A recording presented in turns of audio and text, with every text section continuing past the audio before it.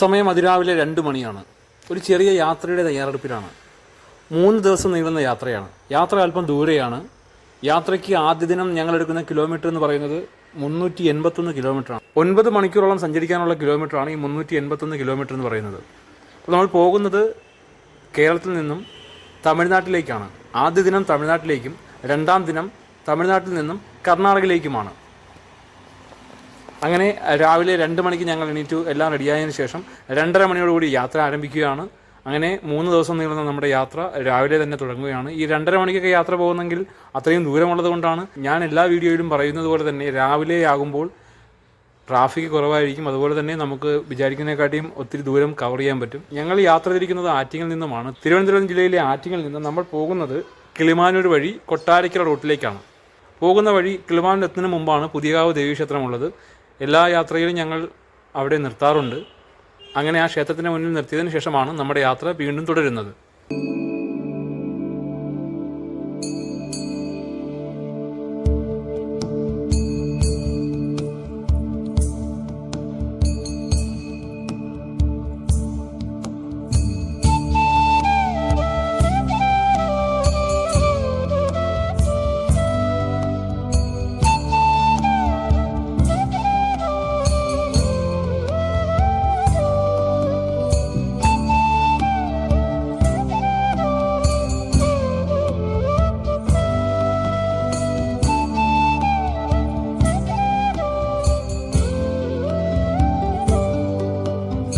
അങ്ങനെ കിളിമാനിൽ നിന്ന് നമ്മൾ സഞ്ചരിച്ച് ചടയമംഗലം ഭാഗത്ത് എത്തിയിരിക്കുകയാണ്. ചടയമംഗലം KSRTC സ്റ്റാൻഡ് നിങ്ങൾക്ക് കാണാൻ കഴിയും ഇടത് ഭാഗത്തായിട്ട്. അവിടെ നിന്ന് നേരെ നമ്മൾ പോകുന്നത് അടൂര്, ചെങ്ങന്നൂർ, തിരുവല്ല വഴിയാണ്. ഈ അടൂര്, ചെങ്ങന്നൂർ, തിരുവല്ല റൂട്ട് എടുത്തതെന്ന് വെച്ചാൽ രാവിലെ ഈ ഒരു സമയമായതിനാൽ തന്നെ ആ റൂട്ട് വലിയ തിരക്കുണ്ടായിരിക്കുകയില്ല. സാധാരണ നമ്മളിങ്ങനെ ഇത്രയും ദൂരെയൊക്കെ പോകുന്ന ഭാഗത്ത് ഈ സ്റ്റേറ്റ് ഹൈവേ വഴി നമ്മൾ കോട്ടയം കയറാണ്ടാണ് പോകുന്നത്. പത്തനംതിട്ട വഴി, റാന്നി, കോന്നി വഴിയൊക്കെയാണ് നമ്മൾ പോകുന്നത്. അപ്പോൾ എന്തായാലും അതിരാവിലെ ആയതിനാൽ തിരക്കില്ലാത്തതിനാൽ തന്നെ അടൂര്, ചെങ്ങന്നൂർ, തിരുവല്ല, അതുവഴി ചങ്ങനാശ്ശേരി, അവിടെ നിന്ന് കോട്ടയം ചാടിയിട്ട് പിന്നെ അവിടെ നിന്ന് നേരെ മൂവാറ്റുപുഴ, പിന്നെ അവിടെ നിന്ന് അങ്കമാലി, ചാലക്കുടി, തൃശ്ശൂർ മണ്ണുത്തിയിലെത്തിയിട്ട് അവിടെ നിന്ന് നേരെ കുതിരാൻ വഴി വടക്കഞ്ചേരി കയറിയതിന് ശേഷം അവിടെ നിന്ന് നേരെ ആലത്തൂർ വഴി പാലക്കാട് നേരെ നമ്മൾ വാളയാറാണ് പോകുന്നത്. വാളയാർ ചെക്ക് പോസ്റ്റിൽ നിന്ന് നമ്മൾ നേരെ തമിഴ്നാട് കയറുക ചെയ്യുന്നത്. പിന്നെ തമിഴ്നാട്ടിൽ നിന്ന് നേരെ മധുക്കര വഴി നമുക്ക് പോകേണ്ട ആ ഭാഗമായ, നമുക്ക് പോകേണ്ട നമ്മുടെ ഡെസ്റ്റിനേഷനായ, നമ്മുടെ ലക്ഷ്യസ്ഥാനമായ ഇഷ ഫൗണ്ടേഷൻ്റെ ആദിയോഗി, അതായത് കോയമ്പത്തൂരിലെ ഇഷ ഫൗണ്ടേഷൻ്റെ കൺട്രോളിലുള്ള ആദിയോഗി സ്റ്റാച്ചു സ്ഥിതി ചെയ്യുന്ന ആ ഭാഗത്തേക്കാണ് നമ്മുടെ ആദ്യത്തെ യാത്ര.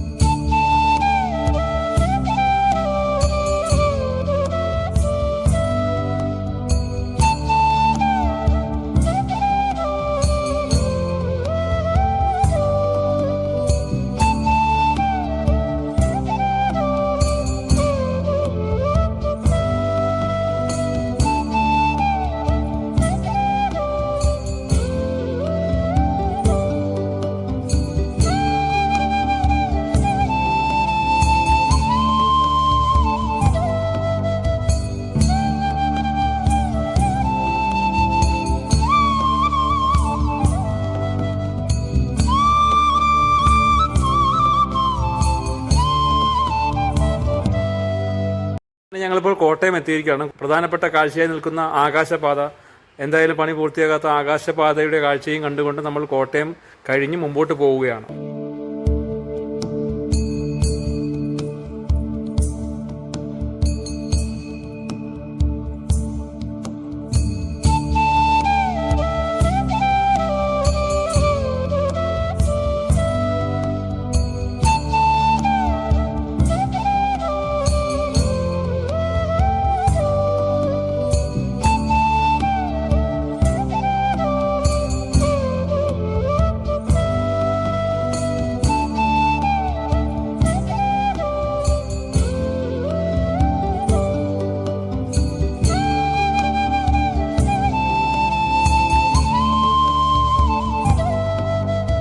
പോകുന്ന വഴിയിൽ ടോയ്ലറ്റ് സൗകര്യത്തിന് വേണ്ടി നമ്മൾ മിക്കവാറും എല്ലാ യാത്രയിലും ഉപയോഗിക്കുന്നത് ഇതുപോലുള്ള പെട്രോൾ പമ്പുകളായിരിക്കും.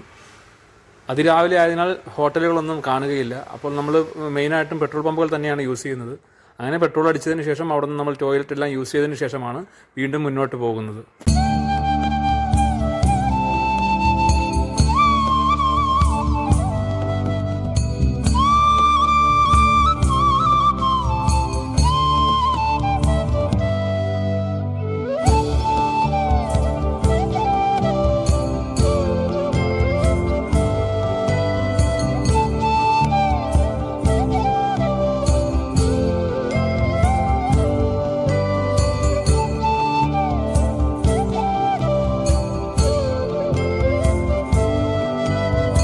നേരം ചെറുതായി പുലർന്നു വരികയാണ്.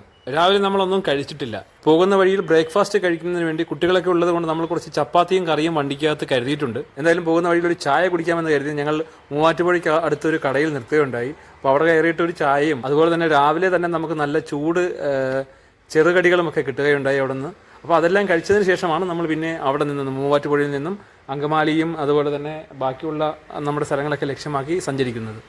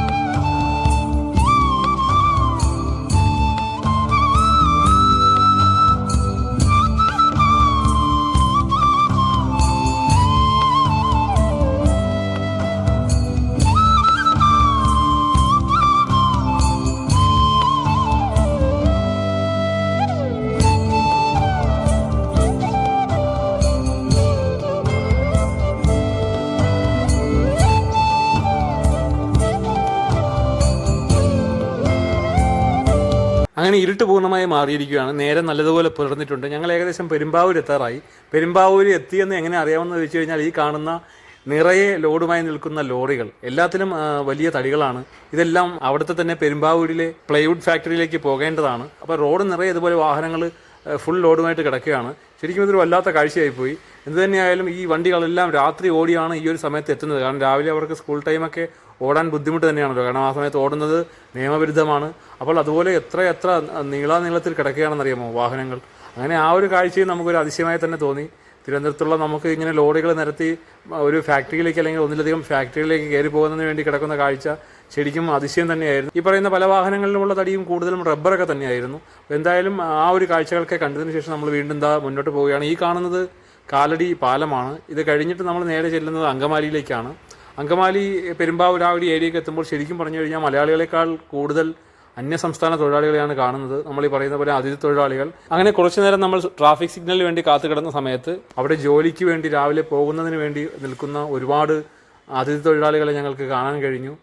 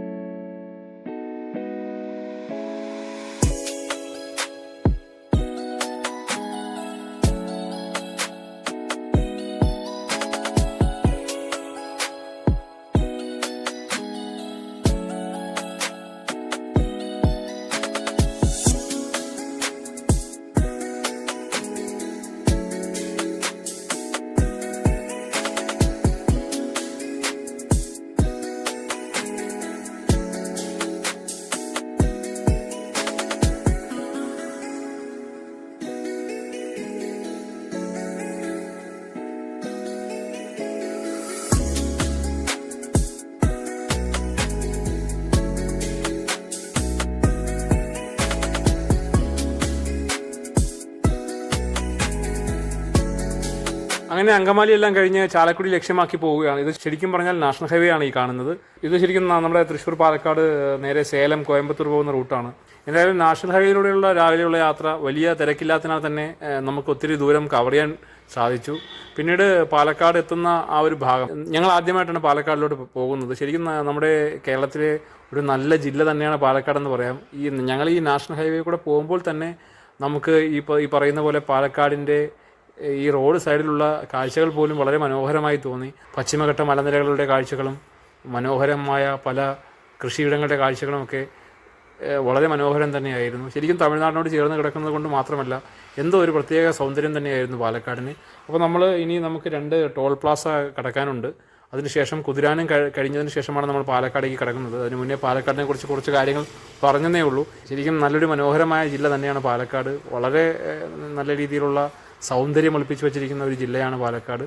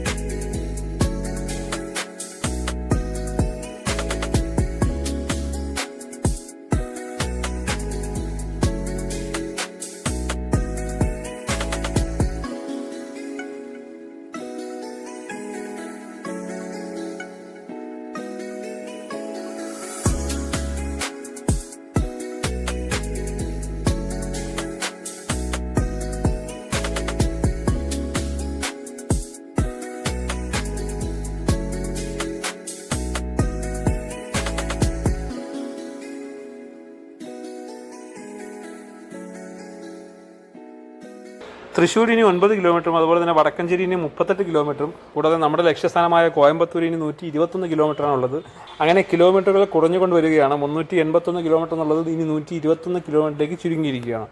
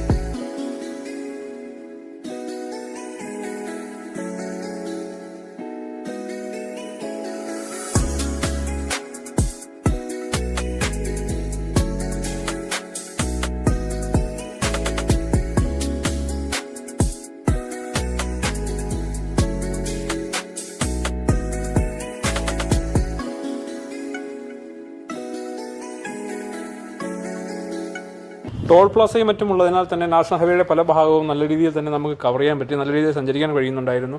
അതുപോലെ ചില ഭാഗത്ത് റോഡിൻ്റെ വർക്ക് നടക്കുന്നതിനാൽ ഇതുപോലെ ചില ഭാഗത്തൊക്കെ നമുക്ക് ചെറിയ രീതിയിൽ ട്രാഫിക് ബ്ലോക്കും കിട്ടുകയുണ്ടായി.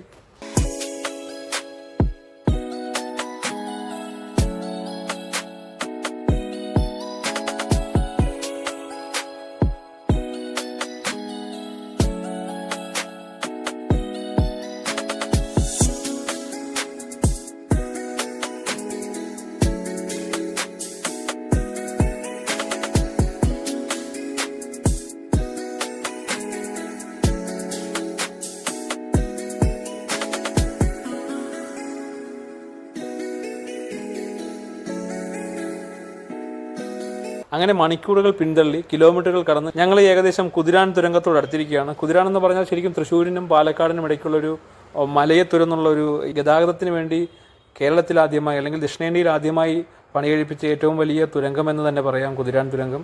ഏകദേശം 970 മീറ്ററാണ് ഈ തുരങ്കത്തിൻ്റെ നീളമെന്ന് പറയുന്നത്. തുരങ്കം മുഖത്തു നിന്നും ഏകദേശം 1 കിലോമീറ്റർ തന്നെയാണ് അതിൻ്റെ നീളമെന്ന് പറയുന്നത്. എന്ത് തന്നെയായാലും കുതിരാൻ തുരങ്കത്തിൻ്റെ കാഴ്ചകൾ ഞങ്ങൾ ആദ്യമേ പറഞ്ഞതുപോലെ തന്നെ ഞങ്ങൾ ആദ്യമായിട്ടാണ് ഇതിലേ പോകുന്നത്. അപ്പോൾ കുതിരാൻ തുരങ്കത്തിൻ്റെ കാഴ്ചകളൊക്കെ മനോഹരം തന്നെയായിരുന്നു. കുതിരാൻ തുരങ്കത്തെക്കുറിച്ചുള്ള ഡീറ്റെയിൽ ആയിട്ടുള്ള വീഡിയോ ഞാൻ ചാനലിൽ ആൾറെഡി അപ്ലോഡ് ചെയ്തിട്ടുണ്ട്. അതൊരു 4 മിനിറ്റ് ദൈർഘ്യം മാത്രമേ ഉള്ളൂ. അപ്പോൾ എന്തായാലും കുതിരാൻ തുരങ്കത്തിൻ്റെ കാഴ്ചകളൊക്കെ കണ്ട് ഈ മലയ്ക്കപ്പുറം പാലക്കാടാണ്. അതുപോലെ ആ പാലക്കാട് കുറച്ച് ഓടിക്കഴിഞ്ഞ് വാളയാറ് കഴിഞ്ഞാൽ തമിഴ്നാടാണ്. അങ്ങനെ നമുക്ക് എത്തിപ്പെടേണ്ട ലക്ഷ്യസ്ഥാനത്തിലേക്ക് ഞങ്ങൾ അടുത്തുകൊണ്ടിരിക്കുകയാണ്.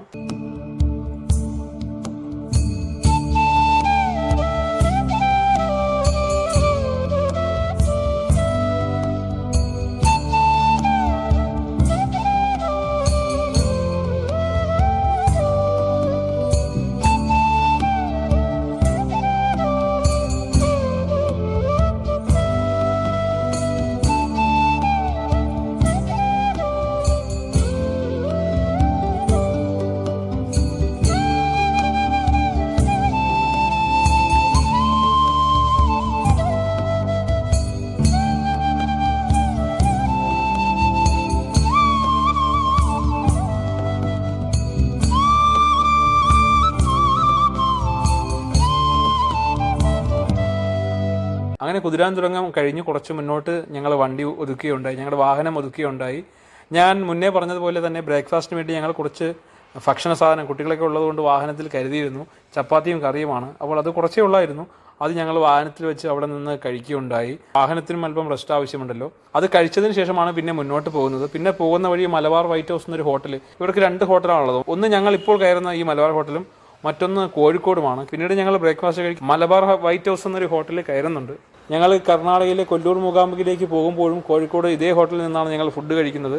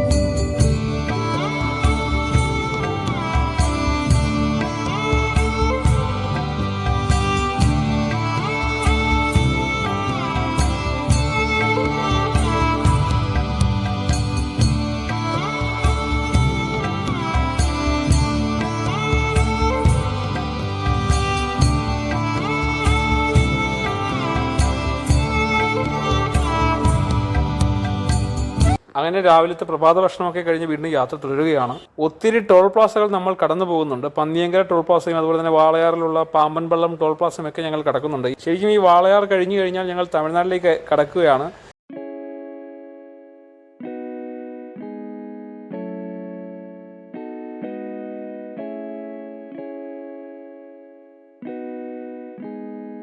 ഈ പോകുന്ന റൂട്ട് എന്ന് പറയുന്നത് ഗൂഗിൾ മാപ്പ് നമ്മളെ ഡീവിയേറ്റ് ചെയ്ത് കൊണ്ടുപോയ റൂട്ടാണ്. ഇത് പാലക്കാട് ജില്ലയിലെ കണ്ണാടി എന്ന ഗ്രാമമാണ്.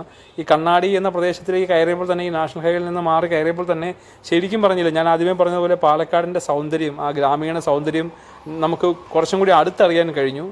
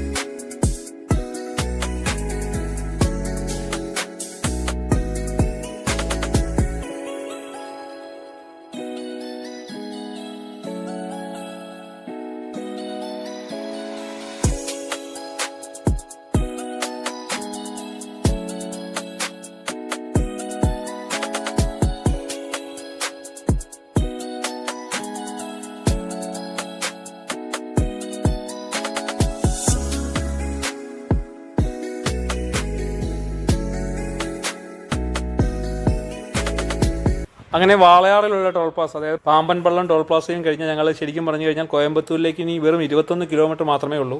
381 കിലോമീറ്റർ എന്നുള്ള യാത്രാ ദൂരം പിന്തള്ളിക്കൊണ്ട് പിന്നീട് 121 കിലോമീറ്റർ കോയമ്പത്തൂരായി കുറഞ്ഞു. ഇപ്പോൾ വീണ്ടും 21 കിലോമീറ്ററായി കോയമ്പത്തൂർ യാത്ര നമ്മുടെ അടുത്തെത്തിയിരിക്കുകയാണ്. അങ്ങനെ പാലക്കാടൻ മലനിരകളും അതുപോലെ തന്നെ കരിമ്പനകളും കണ്ടതിന് ശേഷം നമ്മൾ അങ്ങനെ ഓടി ശരിക്കും തമിഴ്നാട് കയറിയിരിക്കുകയാണ്. തമിഴ്നാട്ടിൽ എത്തുമ്പോൾ തന്നെ ഈ പറയുന്നത് പോലെ കരിപ്പൊട്ടിയും പനം നൊങ്കും ഒക്കെ നിറഞ്ഞ വഴിയോര കച്ചവടങ്ങൾ ഇവിടെ കാണാൻ കഴിയുന്നുണ്ടായിരുന്നു. എന്തായാലും കേരളത്തിൽ നിന്ന് ഓടി തമിഴ്നാട്ടിലേക്ക് കയറിയപ്പോൾ ആ ഒരു വ്യത്യാസം അറിയാൻ കഴിയുന്നുണ്ട്. അങ്ങനെ നമുക്കിനി അധികം ദൂരമൊന്നുമില്ല. നമ്മൾ ഇവിടെ മേഗ്മേ ട്രിപ്പ് വഴി ഒരു ഹോം സ്റ്റേ ആണ് ബുക്ക് ചെയ്തിരിക്കുന്നത്. നമ്മളൊരു റൂമായിട്ടല്ല, നമ്മൾ ഇത്രയും പേരുള്ളത് കൊണ്ട് തന്നെ ഒരു ഹോം സ്റ്റേ ആണ് നമ്മൾ ഇത്രയും പേർക്ക് വേണ്ടി ബുക്ക് ചെയ്തിരിക്കുന്നത്. ഞങ്ങൾ ഇന്ന് തന്നെയാണ് ഇഷാ ടെമ്പിൾ പോകുന്നത്. ഞങ്ങൾ ഏകദേശം ഉച്ചയോടുകൂടി ഇവിടെ എത്തുന്നുണ്ട്. അതിനുശേഷം നമ്മുടെ വാഹനത്തിലേക്ക് വേണ്ടി കുറച്ച് സാധനങ്ങൾ വാങ്ങാൻ വേണ്ടി ഇവിടെ അടുത്ത് തന്നെയാണ് ഉക്കട മാർക്കറ്റ്. ഈ ഉക്കട മാർക്കറ്റിലേക്ക് പോകുന്നുണ്ട്. ഈ കാണുന്ന മനോഹരമായ തമിഴ്നാട്ടിലെ ഫ്ലൈ ഓവറുകൾ ശരിക്കും ഉക്കട മാർക്കറ്റിൻ്റെ മുകൾ ഭാഗത്തൂടെയാണ് കടന്നു പോകുന്നത്. അപ്പോൾ ഞങ്ങൾ ഉക്കട മാർക്കറ്റിൽ ഇറങ്ങി ഒത്തിരിയേറെ സാധനങ്ങൾ ഈ വാഹനത്തിന് വേണ്ടി വാങ്ങുന്നുണ്ട്. അതിനുശേഷം നമ്മൾ നേരെ ഇഷാ ടെമ്പിളിലാണ് പോകുന്നത്. അതായത് ഇഷാ ഫൗണ്ടേഷൻ്റെ കൺട്രോളിലുള്ള ആദിയോഗി സ്റ്റാച്ചു ഉള്ള ആ ഒരു ഭാഗത്തേക്ക്. അതിനുശേഷമാണ് നമ്മൾ മേഗ്മേ ട്രിപ്പ് വഴി ബുക്ക് ചെയ്തിരിക്കുന്ന നമ്മുടെ ഹോം സ്റ്റേയിലേക്ക് വരുന്നത്. അപ്പോൾ ഈ ഇഷാ ഫൗണ്ടേഷൻ്റെ കീഴിലുള്ള ആദിയോഗി സ്റ്റാച്ചു അതുപോലെ തന്നെ ആ ക്ഷേത്രത്തിലേക്കും പോകുന്ന വീഡിയോ അടുത്തൊരു വീഡിയോ ആയിട്ടാണ് വരുന്നത്. ഈ ഒരു പാർട്ടിൽ കാണിക്കുന്നില്ല. അപ്പോൾ എന്തു തന്നെയായാലും ഇന്ന് നമ്മൾ താമസിക്കാൻ പോകുന്ന ആ ഒരു ഹോം സ്റ്റേയുടെ കാഴ്ചകളും കാണിച്ചുകൊണ്ടായിരിക്കും ഈ വീഡിയോ അവസാനിപ്പിക്കുന്നത്. ഉച്ചനേരത്തെ ആഹാരം കൂടി കഴിച്ചതിന് ശേഷമാണ് ഞങ്ങൾ നേരെ ഹോം സ്റ്റേയിലേക്ക് പോയത്.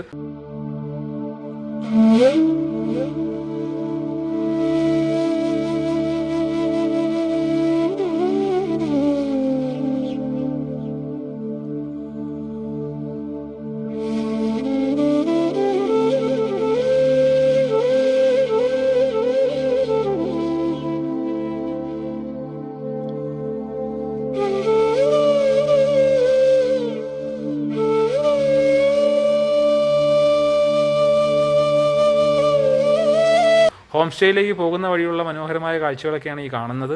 കോയമ്പത്തൂർ സിറ്റിയിലാണ് നമ്മൾ എടുത്തിരിക്കുന്നതിന് പോലും ഇത്തിരി ഉള്ളിലോട്ടായതുകൊണ്ട് തന്നെ വളരെ ശാന്തസുന്ദരമായ ഒരു ഏരിയ ആയിരുന്നു നമ്മൾ എടുത്തിരിക്കുന്ന home stay. RJ home stay എന്നൊരു ഹോം സ്റ്റേ ആണ് നമ്മൾ സെലക്ട് ചെയ്തിരിക്കുന്നത്. വളരെ നല്ലൊരു ഹോം സ്റ്റേ തന്നെ ആയിരുന്നു. അപ്പോൾ നമ്മളെല്ലാവരും ഹോം സ്റ്റേയിൽ എത്തുകയും ഹോം സ്റ്റേയിലെ കുറച്ച് കാഴ്ചകളൊക്കെ കാണിച്ചുകൊണ്ട് ഈ വീഡിയോ ഞങ്ങളിവിടെ അവസാനിപ്പിക്കുകയാണ്.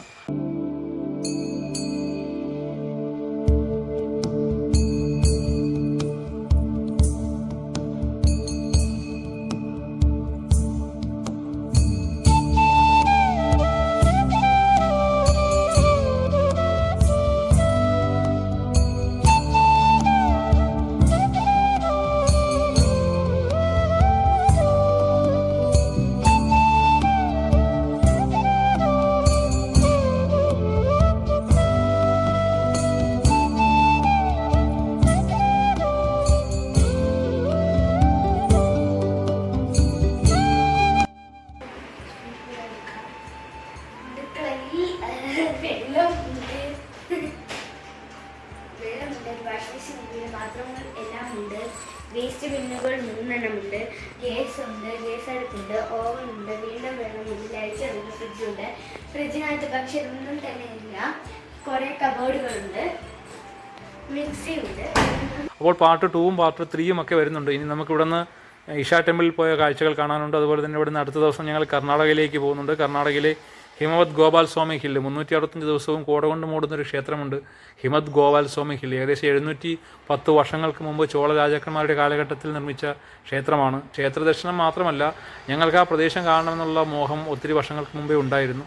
അപ്പോൾ അതിനുവേണ്ടി ഞങ്ങൾ കർണാടകയിലേക്ക് പോകുന്നതാണ്.